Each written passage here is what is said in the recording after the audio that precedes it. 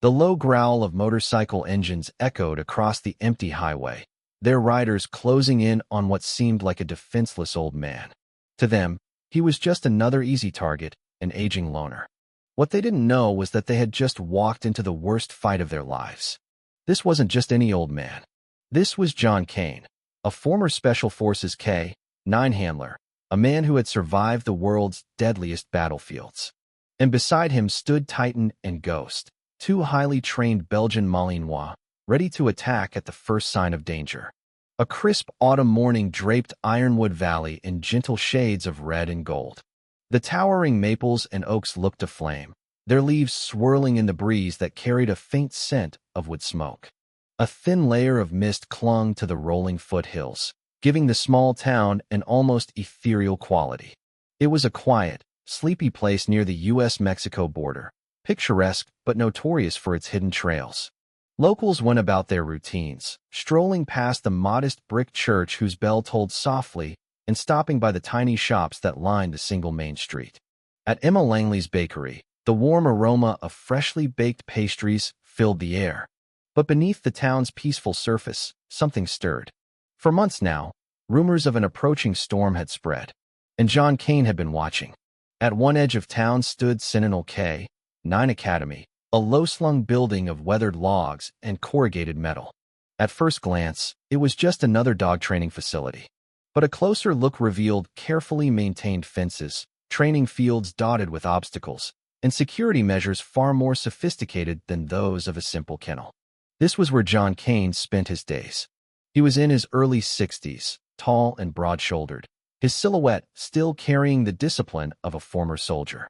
His silvered hair and the scars on his temple and neck spoke of a past few in town knew about. It was enough for them that he trained search and rescue dogs and occasionally lent his skills to the county sheriff. To the outside world, he was just a man who preferred solitude. But in truth, Kane had never stopped watching, never stopped preparing. It started with whispers. Then, the first signs appeared: graffiti tags, late-night disturbances, strangers in leather jackets loitering around businesses.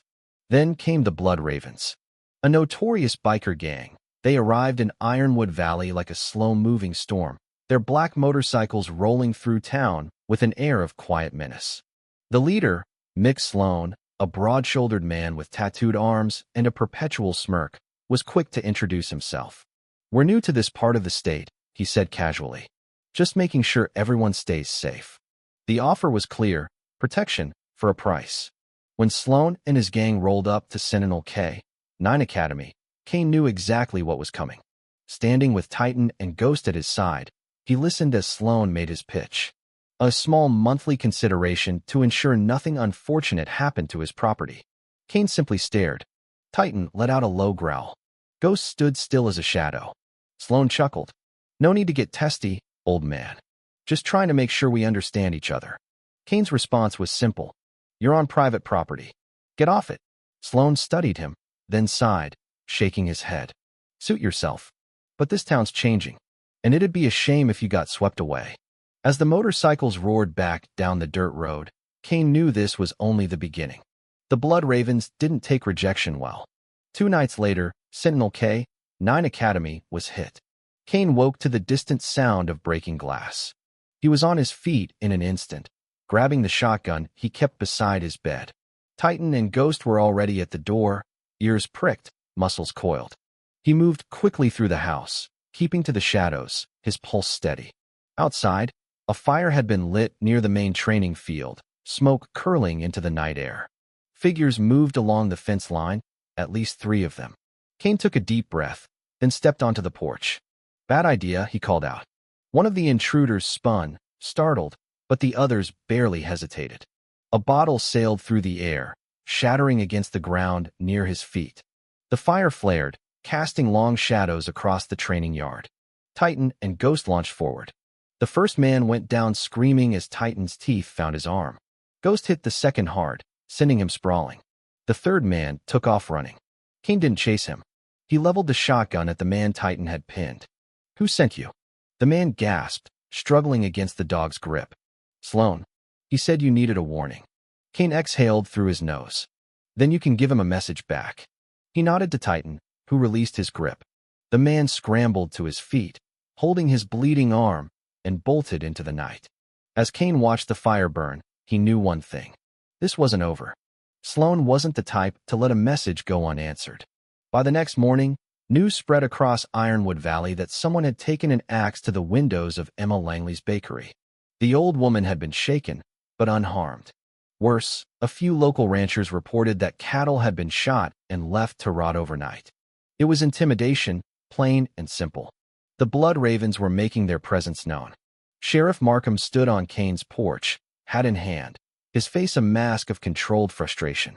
This ain't just vandalism anymore, John. People are scared. Kane leaned against the railing, arms crossed, Titan and Ghost sitting obediently at his feet. They should be. This is just the start. Markham sighed. I know what you're thinking, and I'm telling you, don't do it. I don't need more blood in my town. Kane met his gaze. Then stop them before I have to. Markham didn't respond right away. He simply put his hat back on and walked off toward his cruiser. Kane knew what that meant. He was on his own. And that suited him just fine. That night, Kane prepared. He reinforced the academy's fences, checked the motion sensors, and ensured his weapons were loaded. He wouldn't be caught off guard again. As the sun dipped behind the valley, a rumbling sound reached his ears, motorcycles. This time, they weren't just passing through. Kane stepped onto the porch, shotgun resting in the crook of his arm. Titan and Ghost flanked him, tense but silent. A dozen bikes rolled into his driveway, their headlights cutting harsh beams through the darkness. Sloan dismounted first, his smirk wider than before. That was a mistake, old man. Letting my guy walk away. Kane remained still. Funny. I was thinking the mistake was coming back. Sloan chuckled, stepping closer. We're past games. This is business. Either you fall in line, or we'll bury you. Kane exhaled. Guess you better start digging. A tense silence followed. The other bikers shifted, fingers twitching near weapons. Sloan's grin faded. Last chance. Kane's voice was like steel. No. Yours. And then, all hell broke loose. The night erupted with violence. The first move came from Sloan's men. A biker to his left reached for a pistol, too slow. Kane's shotgun was already up. The blast tore through the man's chest, sending him sprawling backward. Titan and Ghost lunged forward as the gang scattered, chaos breaking out in the dust and darkness. The dogs moved with practiced precision, bringing down two men before they could draw their weapons. Gunfire cracked through the air. Kane ducked behind the porch railing, taking quick, calculated shots. A biker by the fence went down hard, clutching his thigh. Another stumbled as a round slammed into his shoulder. Sloan dove for cover behind a motorcycle, cursing. Kill him. But Kane wasn't alone. A single rifle shot rang out from the treeline. One of Sloan's men crumpled before he even knew what hit him. Markham. The sheriff had made his decision. With the bikers caught between Kane's relentless defense and Markham's sniper fire, their assault fell apart. The ones still standing scrambled for their bikes, peeling out in a flurry of dust and exhaust. Sloan was the last to move. He locked eyes with Kane, hatred twisting his features. This ain't over. Kane lowered his shotgun. You're damn right it's not. Sloan revved his engine and sped off into the night. Dawn brought silence. The smell of gunpowder lingered in the air. The academy's fences were riddled with bullet holes, and blood stained the dirt in dark patches. Markham stepped out from the trees, rifle slung over his shoulder. That went about how I expected. Kane reloaded his shotgun with slow precision. It's only going to get worse. The sheriff sighed, rubbing the back of his neck. Town's not safe with them still out there. Then we end it. Markham studied Kane for a long moment. You sure about this? Kane nodded. Sloan won't stop. So neither will I. Markham exhaled sharply. All right. I'll run interference. Give you a little breathing room. But if it comes down to it, he paused, his meaning clear. I can't cover for you. Kane met his gaze. I'm not asking you to. Sloan wasn't running. He was regrouping. Kane knew where to find them. The Blood Ravens had a clubhouse, a secluded compound 10 miles outside Ironwood Valley, hidden in the hills. A fortress, heavily armed, but not impenetrable. He loaded up. Extra magazines. A sidearm. Knives. His old Kevlar vest was worn, but still functional. Titan and Ghost paced restlessly, sensing the energy shift. Stay, Kane murmured. They obeyed, but reluctantly. The ride was quiet. No music. Just the hum of the engine and the weight of what was coming. By the time Kane reached the compound, dusk had fallen. He parked a quarter-mile away, moving in on foot, using the trees for cover. Through binoculars, he saw them. Sloan and his men. Drinking. Laughing. Celebrating something. Kane's jaw tightened. They wouldn't be laughing for long. He raised his rifle, took a breath, and fired the first shot. The shot found its mark. One of Sloan's men dropped instantly, sending the others scrambling for cover. Kane moved fast. He advanced through the shadows, his rifle silent but deadly. Another shot, another man down. Panic spread through the blood ravens as they realized they were being hunted. From the tree lean, Markham's rifle cracked, picking off another biker who tried to mount his motorcycle. Explosions rocked the compound as Kane set off the charges he had planted earlier. Fuel barrels erupted into flames, painting the night sky in an orange glow. Sloan's voice roared over the chaos. "Fight, damn it! Take him out!" But his men were already breaking. Some fired blindly into the darkness, others ran. Kane pressed forward. Through the smoke and fire, he saw Sloan retreating toward the main clubhouse. This was it. Inside the clubhouse, Sloan barricaded himself in, his pistol drawn. His breathing was ragged, sweat dripping down his face. The door burst open. Kane stepped inside, shotgun leveled. "It's over." Sloan grinned through bloody teeth. "Not yet." He lunged, drawing a knife from his belt. Kane sidestepped, slamming the butt of his shotgun into Sloan's ribs. The biker staggered but didn't go down. They crashed into a table, sending bottles shattering to the floor. Sloan swung wildly, but Kane blocked the blow and drove his fist into Sloan's jaw, sending him sprawling. Sloan coughed, laughing weakly.